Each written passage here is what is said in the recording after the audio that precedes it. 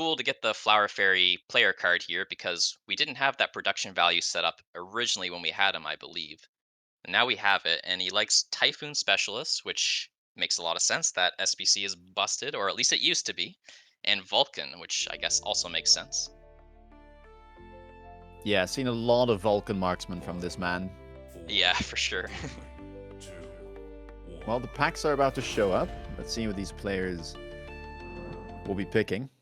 Yeah, we know what they're after. Looks like no Sabertooth Specialist for Tungdill, which is his favorite.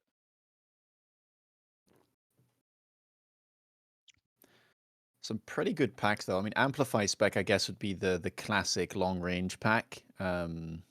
Aerial spec there, not too bad either. Yeah, for sure.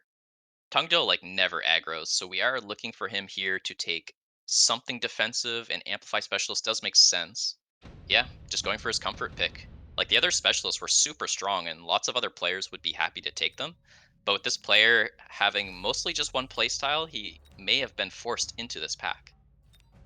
Whoa, wait a second. Nani? There is absolutely no way that this is happening, right? I think this is just the future of Mecha Bellum here, is that the 501s are starting to play standard a little bit, and the 201s are starting to aggro a little bit. What do you think about that? I mean, I guess it's kind of a normal thing to place the sabers near the line. I think they do perform better on aggro in Yeah, general than in long range games. So especially against the Stormcallers, I can see him wanting to close the distance. But it is quite uncommon for Flower Fairy to play aggro. I've heard some stories on ladder, but in a tournament setting like this, it's something else entirely. for sure. We'll have to see how he does. I do agree Sabers are pretty good on aggro, and he has a pretty good pack to go alongside with it. And I think Tungdil might be a bit surprised as well. I think normally Yeah, we see the inside storms if you're expecting aggro, but yeah, true, true. He's got Stormcallers not really engaged in the battle, just going on a journey to take that tower. Might still get the round, we'll have to see. Ah, there's a lot of crawlers, probably not. yeah, this tower debuff is going to be rough. It's also distracting the Stormcallers. Usually you can like kill off some units as they're pushing into your Stormcallers on the other side, but it's not going to be the way this time. That's a big round on round 1. Yeah, sort of low HP starts from both players too, so all this chip damage can definitely matter.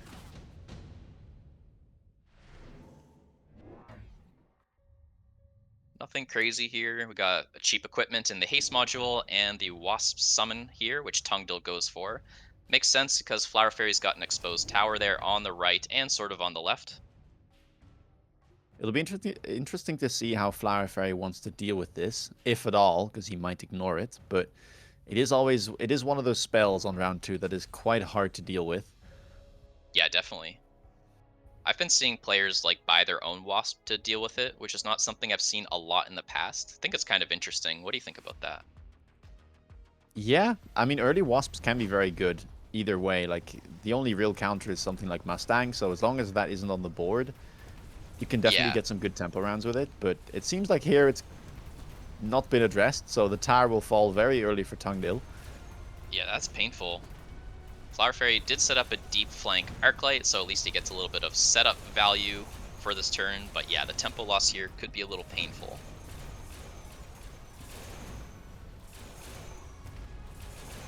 Is it so bad though?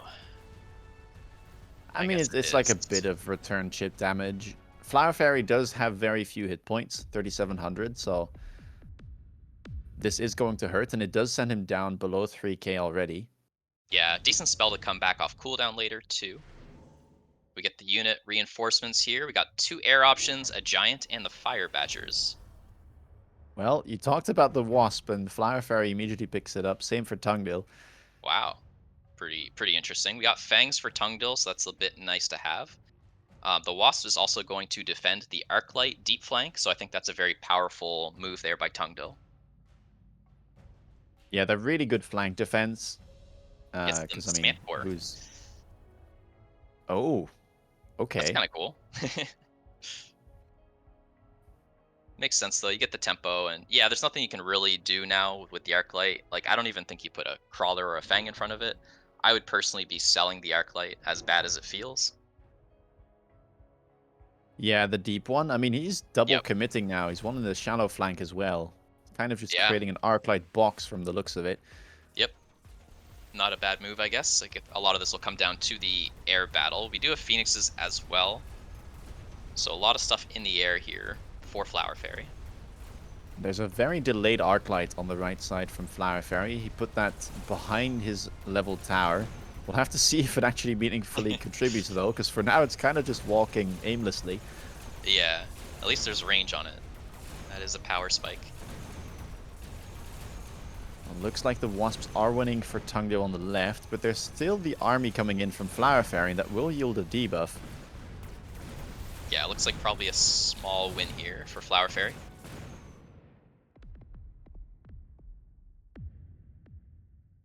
Equalizing the hit points. Both of them are sitting around 3k. Yeah, no big advantage for either player. Oh, we can nerf our own Wasps if you want to. Shockingly not the play. Yeah, crazy. Supply enhancement round 4. Okay, Flower Fairy. Look, I know you're a greedy player, but we need to have a talk. Especially with these HP totals, right? Yeah. Like, that card is... I don't even think it's good on round 3, to be honest.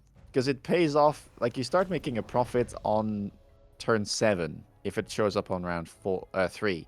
So you Yep, make a yep. profit here on round 8. Like, surely 50 credits on round 8 is not that big of a deal. I'm with you. And we got a crawler going in front of the Arclight. I was saying to sell it, but no, he's happy to pull some of this chaff and to get the Arclight some kills. I think that's fine. I think that makes sense. We got the range tech on the Wasps here for Tungdil, so he cares about this air battle a lot, which I think makes sense. Yeah, you kind of have two options, right? Like, either you try and get ahead in the Wasps and force your opponent to go Mustang, or Forte A, I guess. Or you go Mustang yourself this early on.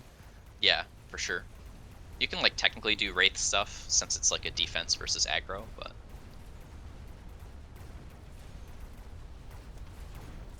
we'll see how good this Wasp range advantage is. I expect it'll be pretty good. Like there is chaff to help out as well.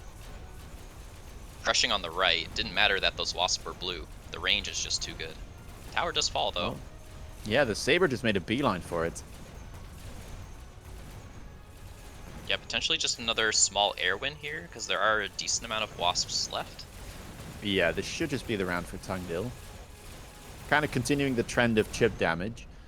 Yeah. Well, taking that much damage from taking supply would make me a little nervous maybe. Like it's not the worst, but it's not the best either. Laser Sight Snap picked here from Flower Fairy. He does like his range in general. But Battleship here for Tungdil. Wow, that's an aggressive and expensive spell, but that might be exactly the tempo he needs to punish this supply take. Yeah, but Flower Fairy plays around it though. Goes for triple Mustang this turn with the range enhancement. Yeah, it's a sweet play. Helping against the Wasps, and I don't know, it's just a good unit to have as the game progresses. He's also put them very far back compared to the rest of his army, so they should Yeah, turn. I think it's also got to do yeah. with the fact that the Wasps from Tungdil are kind of delayed, but it's a really heads-up play. Yeah, he definitely like knows that this is an option, and to see him rewarded is definitely pretty cool. Because it's a bit of a risk, right? I feel so bad defending the spell, and then they don't go Yeah, for it. I would just, take the hit and complain that the spell showed up. I think he's like reading the player though. Like the Wasp summon was taken earlier, so he knows he likes spells. Could have done his homework as well. I mean, these guys are both on the top of the leaderboard. It's easy to catch their games. More arcs coming out here for Tungdil. Yeah, that'll be nice. It's the Mustangs here. Let's see how the boat does. It looks like it's just the Mustangs turning. We do have a pesky one from the flank as well. I mean, the boat might... I was gonna say might win. Probably does. It's taking a long time though. Yeah, it is very delayed. The thing is, it does mean that there is one less pack of Mustangs, and that Yeah, kind of means the Wasps are just winning out with the level difference. for sure. I mean, white Mustangs are super weak. We got some blue Wasp with a range, of course, too. So they're going to do quite well until the Mustangs either level or get more chaff in front of them. We need This is a something here. lot of damage, by the way. That is Sub so 1k. painful.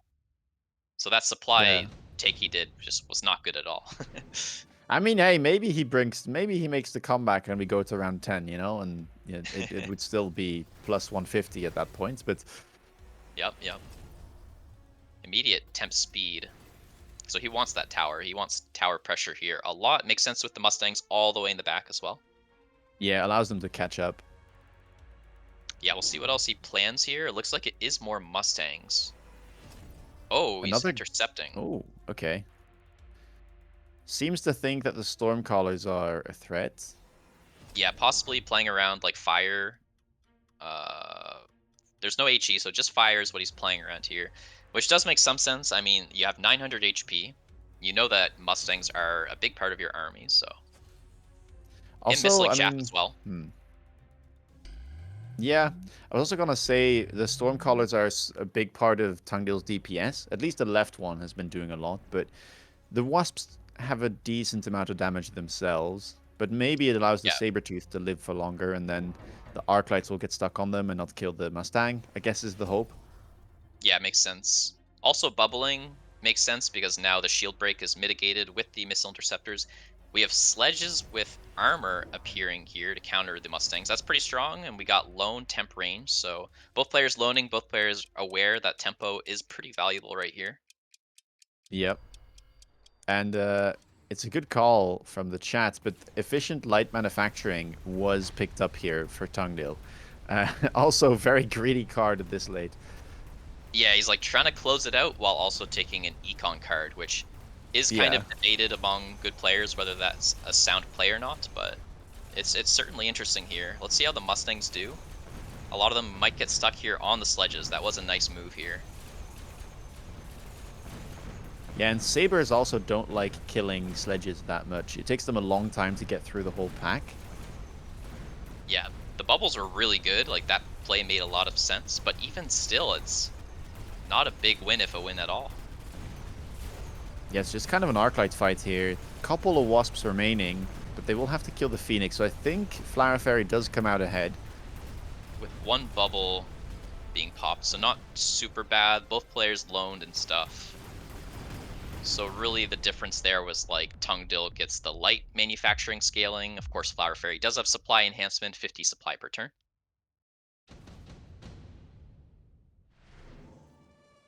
Get the unit reinforcements here. Hmm. Um, Probably Flower Fairy wants to counter these sledgehammers with armor, so that's why he's taking the Raiden. I do like that. Maybe Yeah. Marksman would make sense then from Tungdill. Yeah, I'd say so. Fills out his Um, board really nicely. Oh, Race oh, though. well. It is something else entirely. More armor. He needs all the armor. That's... Oh, I don't know about this one. I feel like this is a little bit too cheesy. Like, you've already gone for the sledgehammers with armor. Yeah. I mean, imagine he did the Marksman with anti-air. I know it's a bit of a read, but like, imagine he did it. Yeah, I mean, you could even just range the marksman, if anything, Yep, against the yep. ranged arclights, and that would probably be fine.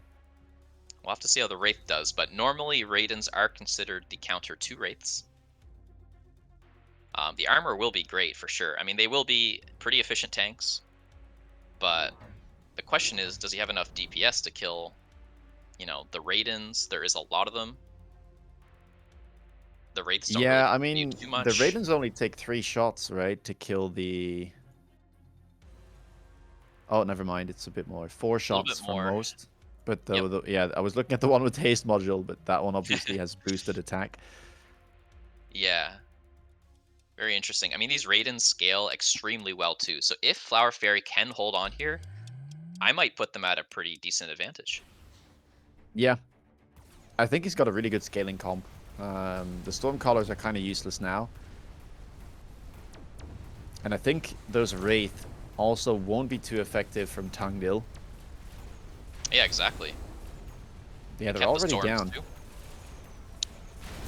Now, Tungdil did add some Phoenixes that turn. Triple level 1 Phoenix. No range on them yet. And the thing about Raiden is that it can one-shot like your backline Phoenixes sometimes. And yeah, there we go. A couple of them getting taken out on the left side. And Flower Fairy's got the round. That's probably a comeback. Yeah, this looks really good all of a sudden for Fairy. And He's making money. Cherry on top of the... He's making money! Cherry on top of the cake. We made it, ladies and gentlemen. Plus 50. What a huge reward. Ooh, nuke here. Pretty good for both players. We'll have to see the mobile beacons come out. Of course, you cannot shield the air against these type of spells. Both players Yeah, picking it. this might, like, be the round for Tungdil, right? I feel like, I mean, for both of them, you can't imagine them living the spell with the... Or the turn with the nuke. Yeah, for But it's sure. probably his best shot. If he can, like, get rid of Raidens... I mean, what else do you do? Do you just range at the Phoenix? I think you have to. Like, you need single target. You need pretty big single target. Wow, he goes for a revive on the Phoenixes. Just like saying, if the nuke happens, I'll be back. Pretty Yeah, it's a interesting. fair... Yeah, you can't shield your... Or, well, you can't protect your air unit, so... I think it Yeah. is a good call. Could also anti-air your wasps, but it just seems very sketchy with all these Mustangs out. Like, maybe the It Mustangs just get does. stuck on stuff, but I kind of doubt it. The Raidens are there to free them up, right?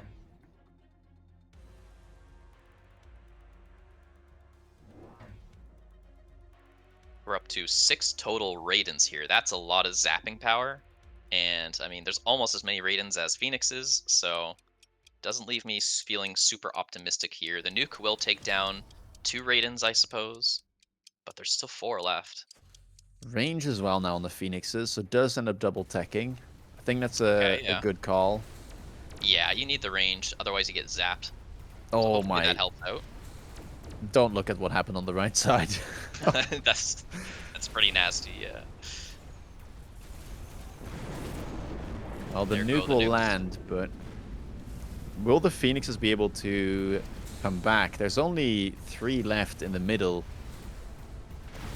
And with all those Raidens on the right side, I don't think it's going to be enough for Tungdil here. And so Flower Fairy will manage to stabilize after all, Yeah, win the crazy. game, and make Well, 50 credits all at the same time.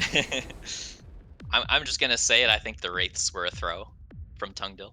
Yes, There was for sure. marksman's offered. Yeah, there was. I mean, like, it tends to... I mean, like, you do see more of those type of games where the unit drop round, you just make the wrong read, and then suddenly you're very far behind, right? Because now your opponent has like 6 Raidens and you have 3 armored Wraith. Um, but I agree, like, he already had armor on the sledges, so he probably just should play safe and go for the marksman. Yeah. He had some cool moves though. Like I did like the armor messing with the Mustangs. I also kind of liked the Mustangs from Flower Fairy. It was kind of interesting because there was only, I believe, 3 Stormcallers at the time and like no text taken. So sort of almost preempting stuff. Yeah, I think the Stormcallers were kind of the thing that was killing the Sabers. So Yeah. with those disabled, the Sabers could tank for a bit more. And also, he took shields in that round. And obviously, Stormcallers normally kill the shields. So yeah, just using that to his advantage and make sure that the Mustangs stay alive for as long as possible. But yeah, he managed to get a really good scaling board as soon as he won that crucial round. Yeah, pretty cool. It's interesting to see people running this revive tech on the Phoenixes. It was dead for so long, like a crazy long time. They buffed it by like only 50, but now it's just randomly being used again. I'm not sure why, but Yeah, I love it. I've been running it as well. More in long range games, but oftentimes people on their marksman like either run double shot, which deals with shield on Phoenix, or they run EMP, which deals with quantum.